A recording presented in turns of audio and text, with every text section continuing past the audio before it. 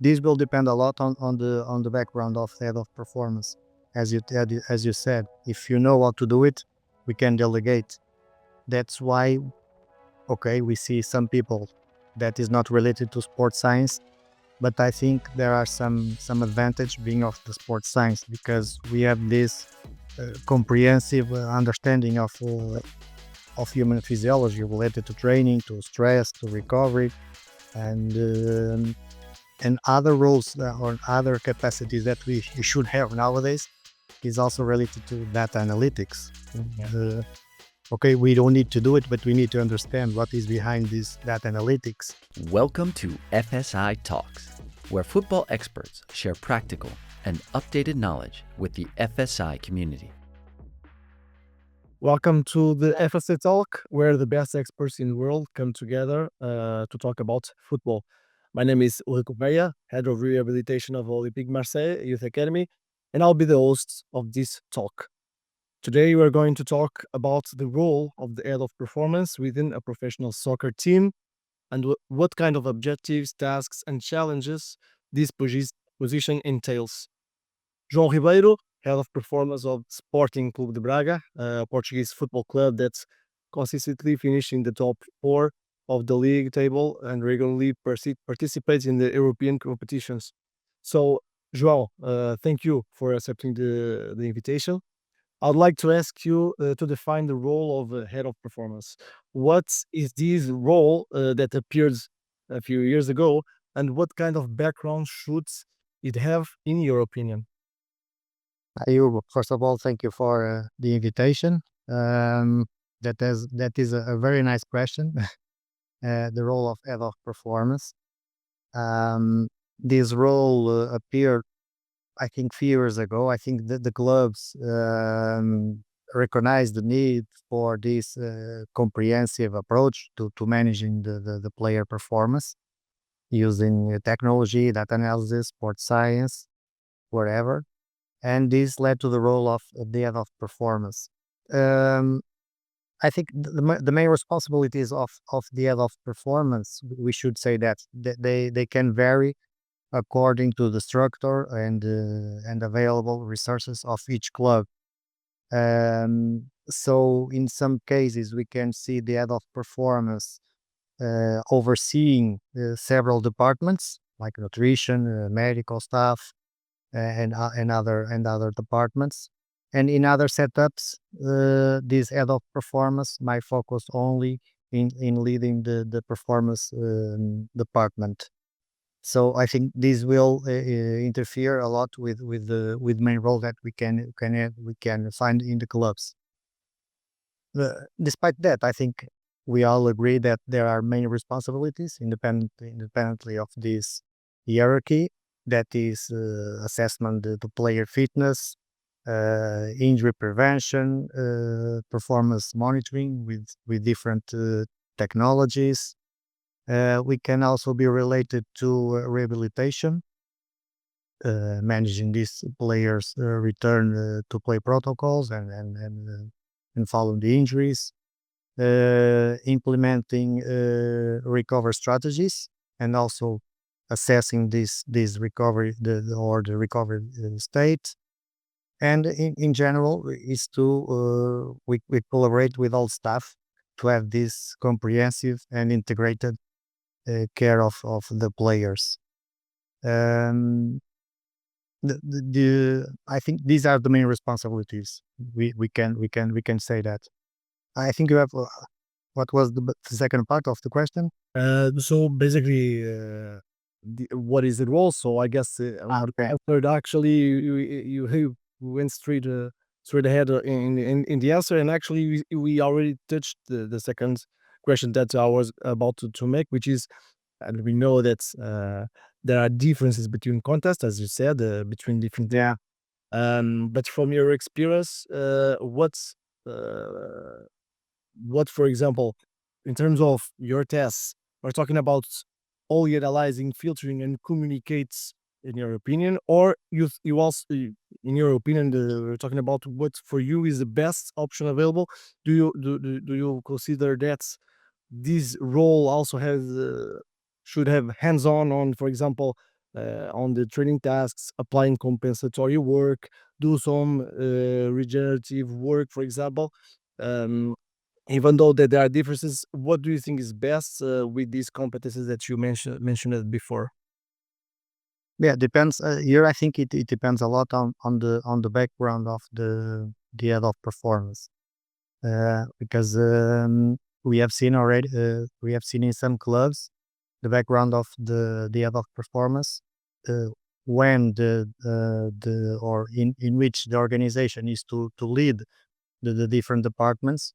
Maybe the background is not so related to sports science. We can have a different background, but yeah, I think when the head of performance is leading only the performance department, uh, well, I think we in most of the times we combine both roles, supervising and hands-on roles. I think is the a role that is very flexibility in his work. So depending again on the size of the club and the structure, but in most cases, yes, we also participate in training tasks, recovery sessions, rehabilitation sessions. So I think is we are hybrid. We combine both. Yeah, so yes, I was here listening to you, and yes, for the high performance football, it should be understood that's we had lots of challenges and a lot of things going on with all the competition. So it's really important also to have first the capacity to delegate and to know what to do in different areas, but also if necessary being available to know what to do and the best things that these kind of professionals also can do in terms of field work, but also if they are not able to do a certain type of work to delegate to others and trust in others as well. So yes, this is a really important point. So can you Yeah, tell I me? think. Sorry, no, but I think you touch a specific point that depends that you are talking about. This will depend a lot on the background of the head of performance. As you said, if you know how to do it, we can delegate. That's why, okay, we see some people that is not related to sports science, but I think there are some advantage being of the sports science because we have this comprehensive understanding of human physiology related to training, to stress, to recovery, and other roles or other capacities that we should have nowadays is also related to data analytics. Okay, we don't need to do it, but we need to understand what is behind this data analytics.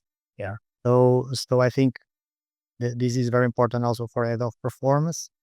And one thing that I like is a lot is also we have some knowledge in experience related research. Okay, we know how to look for research and to implement it in practice. So mm, this is also very important. I don't know if is the sorry you are talking about the No, no, it's straight on point again. So totally agree. So a good message for anyone that is listening to us and that is considering, for example, having this role. For example, is like know your strength, know your flaws, know your staff's strength, know your staff's flaws, and then with all this information that you gather, try to make a structure that fits for your organization and that works best for everybody. So yeah, for sure. Um, the next question will be: can you tell me what kind of information you think is important to pass on to the coaching staff after a game, with a view to preparing for the next game as well. So we know that are different coaches that demand different things, but the question here is from what do you think is more important, even though sometimes you do things that probably you think there are details, but the coaches want and demand, so you do it still. But the thing is, like in your opinion, what are you read the match, right? What sort of report would you do from the last match? And also, what kind of informations would you give to the coaching staff? The ones that you give, not the ones that you keep for yourself for making decisions. Probably you don't share the ones that you share with the coaching staff. Also for the next match or the week. okay when the match finishes. I think it's important to detail the metrics from the match. Okay, namely the variables of interest. A lot of GPS variables that will be used to know if the athlete exceed their typical workload, or to signal any potential risk of fatigue or even injury. Um, Assessing also or giving information also about the cumulative load is going to be important for the next game. For instance, to manage who is going to be starter or substitute. I think okay, it's not depend only on that, but it's an aid. Uh, some results in the next days after the match. Some results for recovery assessments, objective or subjective. Best, for example, could you give us some examples? Yeah, the subjective. Everybody knows the wellness questionnaires or scales of recovery, and the objective ones. We can have some tests, although difficult to apply, but we can have some tests, some neuromuscular tests or biochemical markers to to aid this interpretation of the fatigue state. Uh, we also can have information from I think it's important this issue to know the player individually and to give information to the coach. Okay, this player used to recover fast or has some issues in recovering. This extra care is important for training loads adjustments and for the next match. And something that sometimes we don't pay not too much attention, but the mental and emotional well-being state of the players. The Maybe we are not measuring that, but we lead with players, and we can also give information to the coaches about these aspects. Yes, for sure. And you talked in the beginning of your answer, you're talking about the GPS metrics, for example. Can you list some of, for you, the most relevant of interest to share with the coaching staff, for example? Yeah, that is a very interesting question, and the more familiarized that we are with different metrics that we have in GPSs, I think we are all using more or less the same. So total distance to give us the impression of volume, high speed running to give us um, a metric of intensity, and because it's very related to muscle damage and to injury risk. Sprints, accelerations, and decelerations because of this mechanical work. So I think maybe and some metabolic related variables to give us an idea of the energetic demands, despite the errors that they have, of course. But I think we use the most traditional ones because it is also important. We cannot use very complex variables because we need to interfere with the coach decision. So if he does not understand our variables, we'll not make any decision or any interference with the coach decisions. So normally we use traditional ones. Okay. And actually, this you touched a really important point because actually, you want to you don't want to worry the coach all the time. So look at this player, look at this player. So every 12, 13, 15 red flags after a match. So how much players they play, I don't know. So uh, trying to get red flags all the time, but because probably it's just like an overreacting of someone that plays his role of trying to do this kind of work, and probably he's not filtering well the data before giving to the coach if he's always saying no, giving lots of red flags. But as well, we don't want to do the opposite, which is like have a passive overview of the variables and try to do everything is relative. The injury is has lots of factors. So at the end of the point, you do nothing with this data. So you just collect for the sake of collecting. Actually, it gives you lots of work to do. For example, to set up the I don't know the GPS and all these dynamics, and then you don't do nothing. So actually, it's really important to for the other performance to be clear about what is going to give us a red flag, what is going to give us something to change. And actually, the next question has to do with this. So, what do you think are the most frequent and relevant adjustments to be made with the team? So, whether there are different strategies, I would like to, in your opinion, give what is more regular and more relevant, even if it's not regular. So sometimes, I don't know, once in a while, you can also do this because, in your opinion, this is really important to control, for example. But related to the to different dimensions, or Yeah, let's imagine, let me give you an example. Let's imagine that you made a report for the coaching staff, and you know that one or two players had some sort of red flag, some sort of risk that you identified no matter what. But in your opinion, there's a red flag. What sort of changes can we do in our planning, in our training sessions, in our strength and conditioning sessions? Uh, what is going to be different with these players in particular? What can we use as tools to change what they do? Because if we know there is a red flag, we know that something is happening with this player, and you want to try to have some caution with him, what sort of caution, what sort of strategies can we apply, in your opinion? yeah, I think the most important one is the training load adjustment. So most of the strategies that are used is to that goal.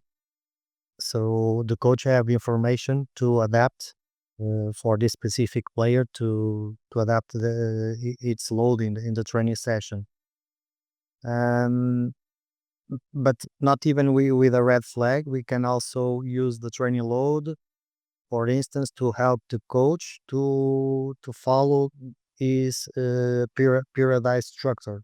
Imagine if he defines, or if we have the profile of the team during the week, we can use these metrics to interfere with that. So if we want to achieve certain parameters in the match day -4, okay, are we achieving or not? Or the opposite, for instance, if we are overloading in match day -1, for instance, this is very important to have this kind of reports. More. For So example, for the recoveries sessions, for example, do you add some recovery sessions if if you have different kind of strategies that you use in different type of contexts? So, for example, for this kind of indicator, from this kind of red flag, we would use, I don't know, cryotherapy. From this other, we would massage. I don't know. From yeah, normally these red flags is okay. The player do not go to the training session and he continue to recovery. Of course, in that point, using one strategy or another is very individual. Of course, we try to implement those that have more scientific support, but of course, we also follow the player needs and the player's preferences. But yes, regarding that, the implementing recovery protocols is also something that we adjust with the team. And maybe I can say that we also participate indirectly, for instance, in injury preventions. For instance, once this is very common to adapt. For instance, if we define that we have to achieve, this is an example, 90% of maximum velocity, we are there to implement that, and or for instance, to in the warm up sessions to ensure that some exercises are done in terms of preparation for the training or as an injury prevention goal. Is something that we can adjust with the team as well. okay. Um, I know that I'm going to step back a little bit from in our conversation from something that we talked before, but I would like to highlight something because you talked about sports scientists before and head of performance. We know that a level performance can be a sports scientist, but the sports is not necessarily a head of performance. The thing is, like, could you, in your opinion, give us the difference, or to you, what is a sports scientist exactly, in which terms also differs from the head of performance, so so people can hear us know exactly the difference, at least in your opinion, from these two roles, for example. Yeah, maybe you can add another one, another more role, that is the strength and conditioning inside the department of performance. And I think that the sports scientist is someone more related to this monitoring process. Uh, and the strength and conditioning is a person that is, the main responsibilities are related to the training sessions that can be in the gym or in the pitch. Because in the pitch, I think we have another position that most of the times is related to the technical team, that is the fitness coach. Though I think we don't have a specific role for that, but and sometimes the head of performance can do everything. But you mentioned that the sports scientist cannot be the head of performance. But I don't know, maybe he can. No, yeah, for sure. No, I mean, you can have a sports scientist and not being the head of performance, even though you might have the competencies to do it. But so basically, what you're talking, what we get from this idea is like, yes, it is sure that the head of performance is the person that's gotta probably take some decisions, having an overview and try to coordinate the different departments, the different staff, with different knowledge that he has, and so it helps us a lot as well. That probably in his knowledge, in his path of formation, for example, to have some pieces of different kind of things, even though he's not a specialist in some of those, but it give at least some knowledge that will allow him to make good decisions probably. So the sports scientist is, as you said, someone that is going to monitor well and try to help the staff to get the good metrics to try to see if the desired loads are really Yeah. what you are doing, right? So, or not, and if not, to make these adjustments. So it was good, this kind of differentiation. Also introducing here the roles of fitness coach probably pose on the pitch, and the strength and conditioning that can also be on the pitch, but probably with a higher influence in the gym. So very nice. So we are coming to So it's difficult to define, huh? You mentioned yeah. a very good question, because yes, I think each position has its own roles, but they are also very flexible in their positions. Yeah. But yeah, I think the main idea is that one that you mentioned.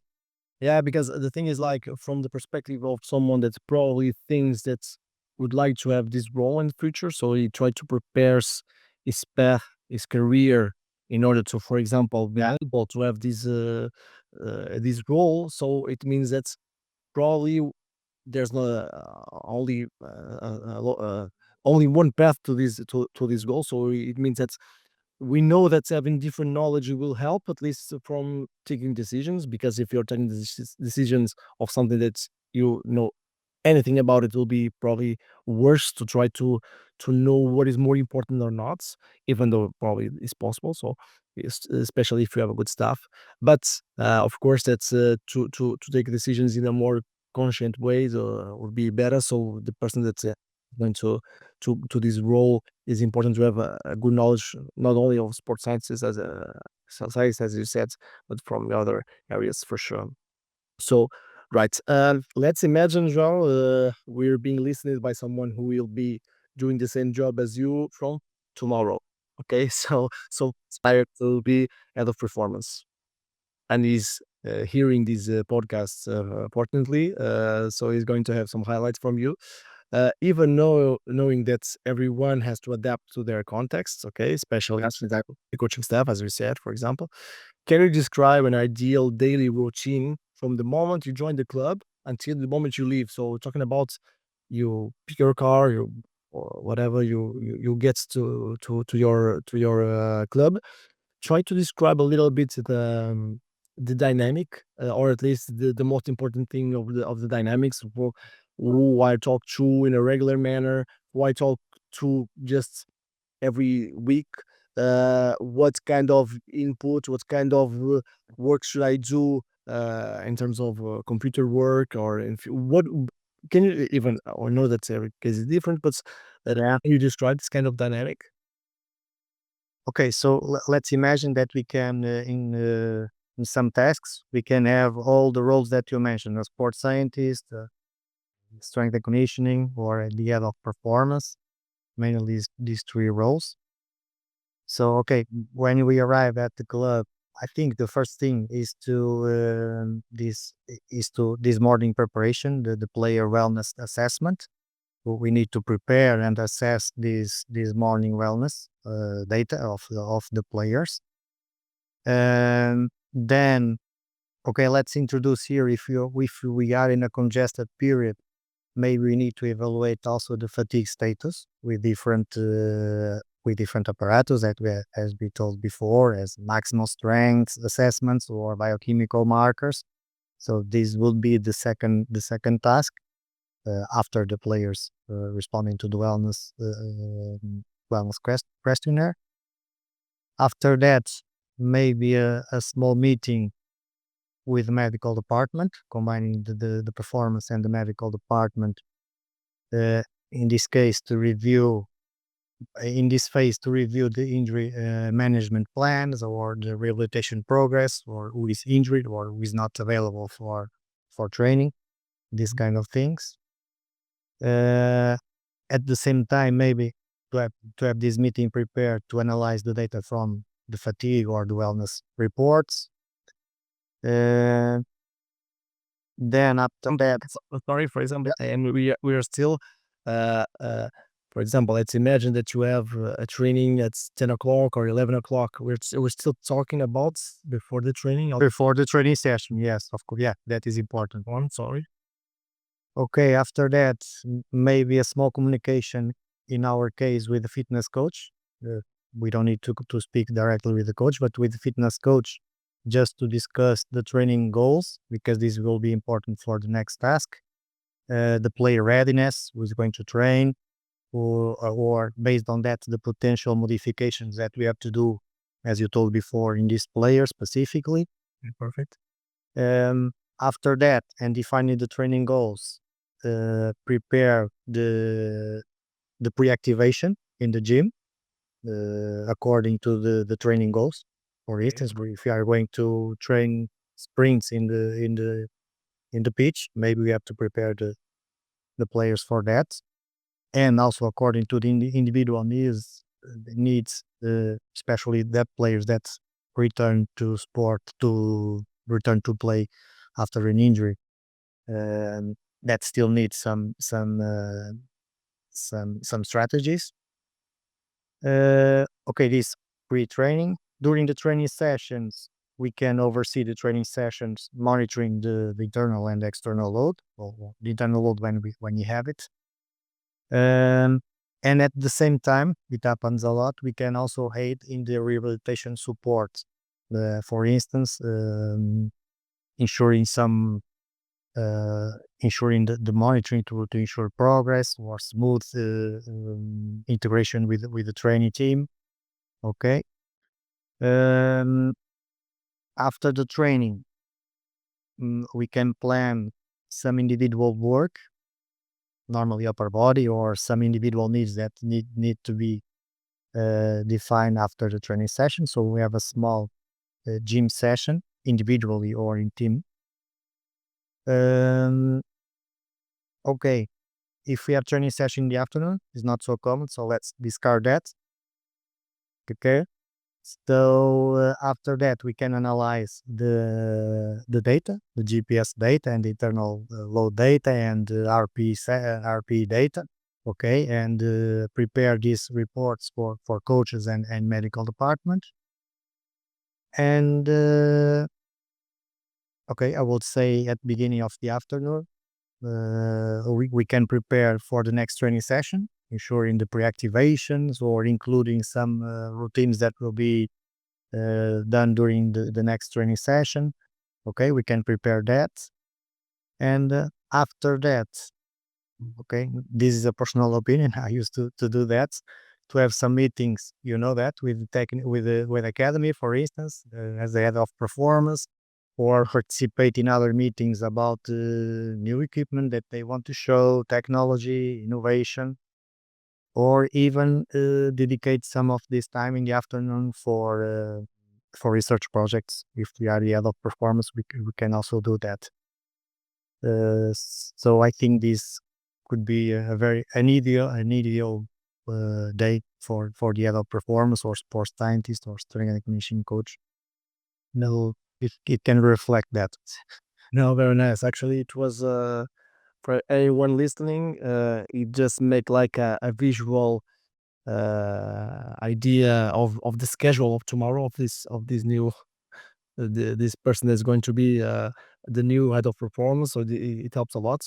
And also, I like very much how you ended. So even though you already have like a background, you already have years of experience, you still have to reserve some time to keep improving because Yeah, we're talking about high performance in football. So the thing that we demand to the players are the thing that's the staff should demand uh, from ourselves, right? So we have to demand the same thing. So if we want to be demanding, we want to demand from ourselves. So this is really important. So is I guess is the a really good message to finish our podcast. So João, I would like to thank you. The participation is always a pleasure to talk with you. We could be here for hours talking. So thank you very much. I guess that it's very handful for everyone that is going to listen.